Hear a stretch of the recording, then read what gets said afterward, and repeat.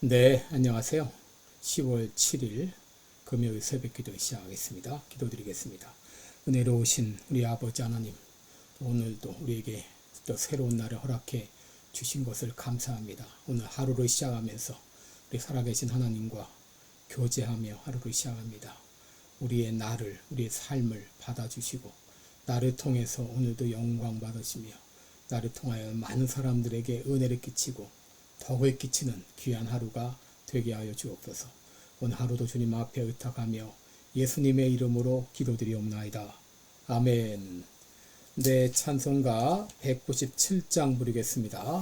은혜가 풍성한 하나님은 197장입니다. 믿는 자 한 사람 한 사람, 어제나 오늘도 언제든지.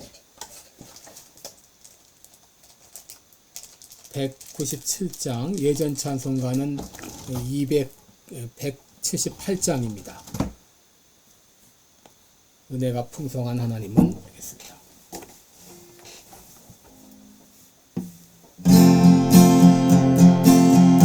은혜가 풍성한 하나님은 믿는 자 한 사람 한 사람, 어제나 오늘도 언제든지 편찮고 보호해 주시네. 주여 성령의 은사들을 오늘도 내려 주소서. 성령의 뜨거운 불길로서 오늘도 충만케 앞서서. 정욕과 죄악에 물든 마음을 성령의 불길로 태우사 정결케 하소서. 태우소서. 깨끗게 하여 주옵소서. 주여 성령의 은사들을 오늘도 내려 주소서. 성령의 뜨거운 불길로서 오늘도 충만케 하소서. 일생의 제물로 돌아가신 우리 주 예수님이시여, 구속의 은혜를 내리시사 오늘도 구원해 주소서. 주여 성령의 은사들을 오늘도 내려 주소서. 성령의 뜨거운 불길로서 오늘도 충만케 하소서. 주님의 기쁘신 은혜만을 세상에 널리 전하리라. 하늘의 능력과 권세로서 오늘도 입혀주옵소서. 주여 성령의 은사들을 오늘도 내려 주소서. 성령의 뜨거운 불길로서 오늘도 충만케 하소서. 아멘. 아멘. 네, 우리 오늘은 이 고린도전서 12장 4절로 11절까지 보겠습니다. 고린도전서 12장 4절로 11절까지.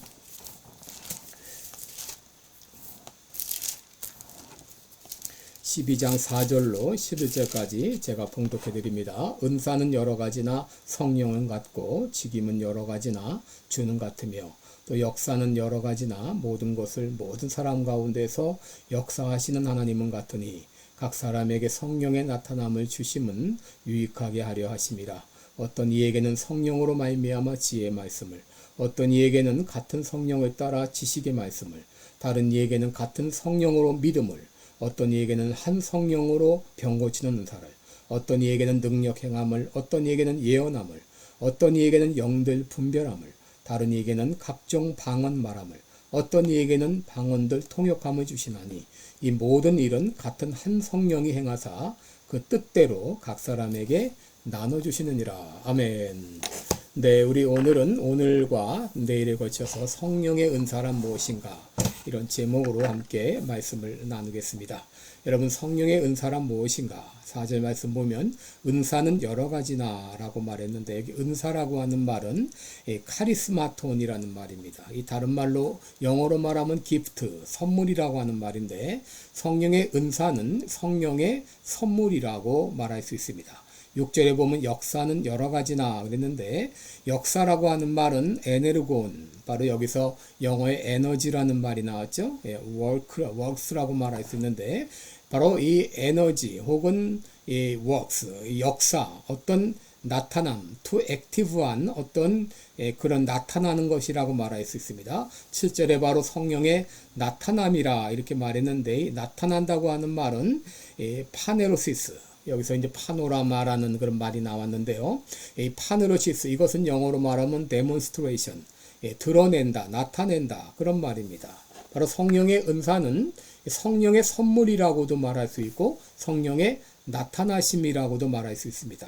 여러분 예수 믿는 사람들 가운데는 성령께서 내주하고 계시죠. 그리고 성령께서는 그를 통해서 자신을 나타내십니다. 마치 밝은 빛이 있으면 그 밝은 빛을 캄캄한 밤에는 숨길 수가 없습니다. 그냥 드러나게 되는 것처럼 성령 충만한 사람은 그 안에서 역사하시는 성령님의 역사를 숨길 수가 없습니다. 바로 성령의 역사가 그 삶을 통해서 나타나게 되어 있습니다. 이것이 바로 이 성령의 나타남인데요. 이 사도행전을 보게 되면 이 사도들은 성령 충만했을 때 방언을 말했고 담대하게 복음을 전했고 그들을 통해서 능력이 나타났고 그들 가운데 기쁨이 충만했던 것을 보게 됩니다. 이렇게 성령이 충만할 때 성령께서 그들을 통해서 그들의 삶을 통해 나타나게 되신다고 하는데 성령께서는 다양한 방법을 통해서 나타내시는데 특히 이제 특별히 두 가지로 나타내신다 볼 수 있습니다. 첫째는 성령의 열매를 통해서 나타내시고 둘째는 성령의 은사를 통해서 나타나신다라고 말할 수 있습니다. 여러분 나무가 충실하게 자라면 어느 순간부터 열매를 맺기 시작하죠. 그것은 바로 그 나무가 성숙하다, 잘 자라났다고 하는 그런 의미죠. 마찬가지로 성령 충만하게 되면, 영적으로 충만하게 되면은 자신을 통해서 성령의 열매가 나타나게 됩니다. 갈라디아서 5장 22절 23절에 오직 성령의 열매는 사랑과 희락과 자비와 오래 참음과 양성과 충성과 온유와 절제니 이 같은 것을 금지할 법이 없다 그랬습니다. 성령께서 역사하시는 사람은 그 삶 가운데서 이런 성령의 열매들이 주렁주렁 맺히게 된다고 하는 것이죠. 그러므로 내가 성령 충만한가 아닌가를 보려면 나에게 이런 성령의 열매들을 가득 맺고 있는가를 보게 되면 알 수가 있죠. 그래서 이 성령의 열매에 대해서는 나중에 한 번 더 자세하게 얘기할 시간이 있겠습니다. 그리고 성령의 나타나시는 또 한 가지 방편은 바로 성령의 은사를 통해서 나타난다고 하는 것이죠. 오늘 본문에 보면 성령의 은사에 여러 가지가 있는 것을 알게 되죠. 오늘 본문에 특별히 9가지 은사가 여기 소개가 되어 있는데 이 9가지 은사는 크게 둘로 구분할 수 있습니다. 하나는 지적인 은사와 다른 하나는 현상적인 은사. 이 지적인 은사와 현상적인 은사로 구분할 수 있습니다. 지혜의 말씀, 지식의 말씀, 또 영들 분별하는 은사, 예언의 은사, 이런 것들은 지적인 은사라 이렇게 말할 수 있고요. 믿음의 은사, 신유의 은사, 능력 행함, 방언, 그리고 방언 통역의 은사는 현상적인 은사라고 말할 수 있습니다. 그런데 우리가 알아야 될 것은 성령이 충만하다고 해서 모든 은사가 다 나타나는 것은 아니라고 하는 것입니다. 왜냐하면 성령의 은사라고 하는 것은 하나님께서 그들에게 필요한 사람에게 주시는 것입니다. 내가 구한다고 내가 기도한다고 주는 것도 아니고 필요한 사람에게 적재적소에서 일할 수 있도록 성령의 은사를 주는 것이죠. 그래서 이 성령의 은사 가운데 오늘 9가지 말고도 여러 가지 은사가 있지만 그 가운데서 어떤 은사를 받고 어떤 은사는 받지 못한 것이 있습니다. 그런데 어쨌든 이 성령께서 바로 이렇게 성령의 은사를 통해서 그를 통해서 나타난다고 하는 것이죠. 그래서 오늘 이 성령의 은사 가운데 4가지를 여러분과 같이 살펴보겠는데 첫째 은사는 8절에 나와 있는 지혜 말씀의 은사입니다. 여러분 여기 지혜 말씀의 은사는 로고스 소피아스, 이것은 지혜 말씀, 바로 이 은사는 책을 통해서 얻는 지식이 아니라 하나님께서 직접 깨닫게 하는 지혜를 말합니다. 여러분, 예수님은 지혜의 말씀의 은사가 아주 풍성했죠. 그래서 바리새인들이 이 가이사의 화상이 그려 있는 동전을 가지고 와서 이 가이사의 이 화상이 있는 동전을 가리켜 이것을 하나님께 드려야 됩니까? 말해야 됩니까? 그렇게 말할 때 예수님께서 뭐라고, 가이사에게 세를 바쳐야 됩니까? 말해야 됩니까? 라고 말할 때 뭐라고 대답하셨나요? 가이사의 것은 가이사의 것이요, 하나님의 것은 하나님께 드리라. 이렇게 지혜롭게 대답하신 것을 보게 됩니다. 또 바리새인들이 간음 중에 현장에서 잡힌 여인을 데리고 와서 율법에 의하면 이런 여인은 돌로 치라고 했는데 어떻게 할까요? 라고 말할 때 예수님은 지혜롭게 대답하셨죠. 너희 중에 죄가 없는 자가 먼저 돌로 치라. 이렇게 말할 때 모든 사람들이 나이 든 사람들로부터 하나 둘 다 그 자리를 떠나갔다고 했죠. 여러분, 이런 은사가 바로 이 지혜 말씀의 은사입니다. 박인선 목사님이라는 분이 1930년대 미국으로 유학을 가기 위해서 미국 대사관에 인터뷰를 하러 갔는데 그때 미국 가는 이 비자를 얻는다고 하는 것이 하늘의 별 따기였습니다. 인터뷰 전날 대사관 근처 가까이 교회에서 철야 기도를 하고 나서 그 다음날 인터뷰를 했는데 영사가 이것저것 묻다가 나중에 뭐를 물었냐면 당신 거기 미국 가서 공부할 재정적인 충분한 재정을 책임질 분이 있습니까? 라고 그렇게 말했습니다. 그때 사실은 책임질 사람이 없죠. 어떻게 대답해야 됩니까? 없다고 말하면 비자 거부를 당하고 있다고 말하면 거짓말을 하는 거죠. 그때 이 박인선 목사님이 뭐라고 대답했냐면 영사님도 다 알지 않습니까? 라고 이렇게 대답했을 때 영사가 비자를 내줬다고 하는 것이죠. 여러분, 이런 은사가 바로 이 지혜 말씀의 은사인데 사도행전 6장 10절을 보면 스데반은 지혜와 성령으로 말함을 저희가 능히 감당치 못했다라고 말합니다. 성령으로 충만할 때 이런 지혜 말씀의 은사를 받습니다. 특별히 구원 얻고 나서 심령이 뜨거워서 불같은 열심으로 복음을 전할 때 내 말은 변변치 않는데 참 내가 어떻게 그런 말을 할 수가 있나 스스로 탐복할 때가 있습니다. 바로 성령께서 이 전도할 때 이런 지혜 말씀의 은사를 주신 것이죠. 그 말씀을 통해서 전도받는 사람이 그 말을 잘 받아들이게 했던 것을 보게 됩니다. 이것이 바로 지혜 말씀의 은사입니다.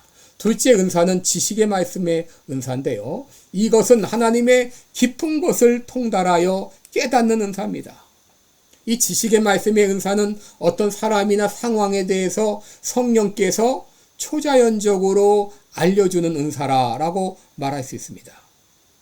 이 은사는 설교자가 설교하는 가운데 혹은 상담자가 상담하는 가운데 바로 이 상대방의 그 마음을 꿰뚫는 은사를 주십니다. 꿰뚫게 하십니다.